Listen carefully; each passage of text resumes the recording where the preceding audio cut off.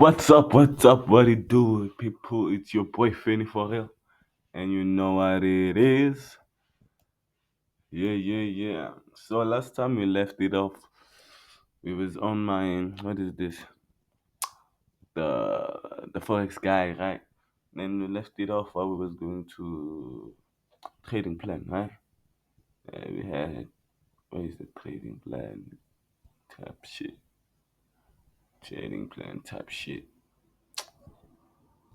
Yeah, we're at number 5. That means we still have to go to 6, 7, 8, and 10. So yeah, let's go to our thing and chow it. Remember on our last video, part 2, we said trading plan is very, very, very, very important. Why is it important? A trading plan acts like your set of rules. It's kind of like a guide too. Yeah, it's guiding you on how to trade your own strategy, how you trade. So it's kind of like things or procedures you need to take before you execute. So if none of the uh, procedures were taken, yeah, you can't execute trade. Yeah, if you didn't take any procedure here into accountability, that means you have to not enter trade because that means you'll be entering via emotion, not via your analysis, because this is like your steps on how to analyze everything. So we'll start at the top. This is just the amount that you're willing to invest, the amount you're willing to lose. Simple as that. Uh, so in my own terms, I invest 500 because I don't got that much money. I'm an NSFA student. That means I get that 1.6 nyana. Then I'm left with 1,000 for food. So imagine if I don't make money go forex, I stop, or my life just becomes boring because I don't have what the whole month. I have to wait the other month. Yeah, it's not good, man, niggas. It's not good. So if you're not like me and you have real amount or real income on yourself, you should take this into consideration. Funding 20 or 30% of your money into the forex market. Because to be honest, if you're going to put in some less money, you must be sure that you're gonna get less money too. You understand? Then we move. Then you have to have 3 separate accounts, or not 2 separate accounts. For me it's three. Yeah, I'm sorry. So the first account is for trading fundamentals, news, your NFP, your PPI, your CPI, all of those, right? Then the second account is for holding. That means you place trades and then you swing them, hold them for 2 months, 3 months, or I don't know how many months you will be willing to hold those trades according to your own analysis. And the last account is the scalping account, which is mostly called the withdrawing account because scalping is like your everyday chowing man down. That's where you can reward yourself and money for snack. You see, yeah, you make like your 100 rand, your 200 a day, then you withdraw that 100 rand, leave it 200, something like that. You see, just for yourself to be have to have money. I'm told to be to have cash flow, something like that. While which there's an account that you're not withdrawing currently, you wanna withdraw maybe month end, which is the swinging account, and there's a account which is for fundamentals. That means because we have like I think it's 4 big events in a month. That means you have to withdraw 4 times in a month. You see, if you got all these 4 events, then we come to the analysis itself, right? I'm a I'm a dollar trader. So what does it mean if you're a dollar trader? That means you trade anything that correlates with dollar, anything that has dollar inside, anything that moves up with dollar or well, the opposite the way when dollar goes up, but that has a correlation. Always have correlation. Answer. You always have to find correlation between those things.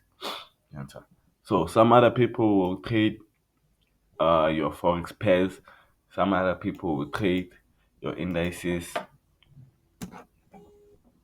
your indices, your indices, right? Your indices like your 900 to 500 and things like that. Now, about date. Don't forget about date. So, and your gold, commodities. So so yeah, there are different type of traders in this world we live in. After you're done analyzing or choosing which pairs or indices you're gonna focus on, because that's the very important things. You do not go and get every information in the world, each and every pair. You're trading your gold, you're trading your Nasdaq, you're trading your German, you're trading VIX. Hey dog, some people do a lot out here, dog. So you have to have one trade that a pair or commodity that you master. And after mastering that, I'm telling you, trading won't be the same. You'll feel like trading is easy or something, but now it's just that you understand that pair now.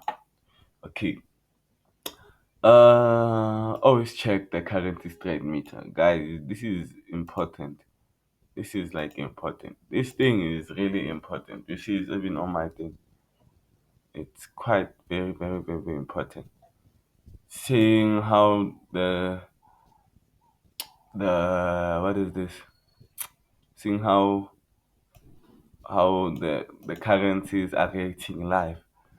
How strong is the currency or how low is the currency? So you see, for now, uh, we have we traded USD JPY, we traded AUD and NZD, right? You see, in NZD has no power, right? But Euro USD has too much power, right? So another important thing, you have to start your analyzation from a higher time frame. You can't start the analyzation from a smaller time frame because you only see the what is this, the huge move or the longer move, right? Because huge long time frame usually tell us the long trend and tell us the current trend which the market is going on sometimes. Then on your smaller time frame, you just kind of look for your entry. So my advice is that it doesn't mean that every day you have to start from a weekly. Weekly and monthly only check it once a what is this? Once after a week, right? That's when you check what happened to the weekly candlestick. But then every day you have to start from the daily time frame. Like on your Monday, that's when you're gonna use what is this? The weekend until the week. Then you come to your daily, go to your 4 hours. I don't go to 1 hour, I just go to 15 minutes. Yeah. So yeah, I use weekly, daily 4 hours and 15 minutes. I use 15 minutes to enter my trade. Right. So identify all support zones and resistance. Guys, I know some people told you that this thing, what is this? Support and resistance, it's such a lame shit. Guys, that's the pure lie. Support and resistance is the best to ever. That's the best trading. What is this? Trading tactic, trading strategy to ever been created in this world that we live in. Yeah, you see. So, in the world of what is this? Support and let me go to daily. I want you to see what support and resistance means. You see, Even the support and resistance trend line. Look at how these entries. Look at these entries, but resistance, I enter. Support, I enter. Resistance, I enter. Support, I'm going to enter now again using this support. And I'm gonna make sure to post a screenshot of this trade uh at the end of this video. Yes, I'm gonna make sure to do that. Yeah. Oh, let's check gold. I've been waiting for gold. If I'm gonna cry if gold were bought because I wanted to buy gold, but I saw it retesting. But I will be sad if it bought. Okay, it didn't buy. So yeah, it's kind of a good thing. It's a good thing though. It didn't buy because I mean it didn't. The move didn't fit. I mean, but because this buy, man, it was Friday was a good move, man. Hey, man, it's a beautiful move. So yeah. According to our analysis right now, if you face break this, it has to be a sale. Right? That's how support and resistance work. If it fails to break here, it's a buy. If it fails to break here, it's a sell. But it broke, that means it was a buy. If it fails to break here, it's a sell. But it broke, that means it was a buy. Simple support and resistance. Simple support and resistance. Simple. And you see it respects the zones. You just have to know how to figure out the correct zones. Yeah. And then check the fundamentals. Oh, guys, please do not forget the fundamental event. Hey, that thing they make the event the market chow you like a baby. You can be even in the right move, dog, for the day. Maybe you see a buy for the day and it goes buy, keeps on buying. Maybe you're up a good maybe 10% of your account. You're like, damn, I'm flipping this account soon. Then there is an event and you didn't put the stop loss. Ah, that shit. I'm telling you, bruv, I've been through that so many times. Then, even if there is a stop loss, my broker takes my stop loss too. Let me say, show you something that happened to me one day. Let's say, you see this long candlestick right here. Let's go towards it. These niggas did me bad, but super bad. I don't know why my thing is jamming now, but hey, stop the lagging, my nigga, stop the lagging. Come on, man. Is it because of the thing? Come on, man. Come on, man. Come on, man. Come on, man. Trying to make people make money here. Come on, man. Okay. So let's say you put a stop loss. Let's say you are selling, right? And you put your stop loss here. Bah! Right? You sold here, I think my carrot returns and does this, right? Instead of taking you out here when it's an event, I don't know, somehow these niggas will put your stop loss where the candlestick fucking closed. Like what the fuck? Man, I put the stop loss at $2 and you niggas told close it at 10. Now I blow my account and shit. Have to be aware of those type of shit too. Right? Okay. Let's go to the events. Nah. Already explained why we said you should focus on the events, right? Okay, now if you are not a USD trader, this one you don't need to focus on. But because I'm a USD trader, I have to focus on the USD. What is this? DXY index, which is the pure dollar itself, right? With no influence on of any of any country or anything. This is dollar itself. This is the dollar DXY. As you can see, we are aiming to buy DXY to this point. even though I feel like it's gonna go up. But we have to have a take profit though. This might be our first take profit, but we are aiming for this double liquidity at the top. Right here. This will be liquidity to grab. If you see, we went on a uptrend for a while. It was mostly uptrend. It's a what is this? The movement. It's a big uptrend move.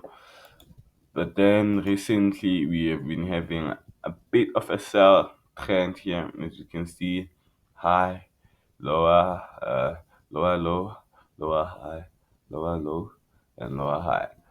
Then now I'm predicting that this lower high will be the last one here. I mean, it won't be broken because of the zone here, right? That's my analysis here. So let's go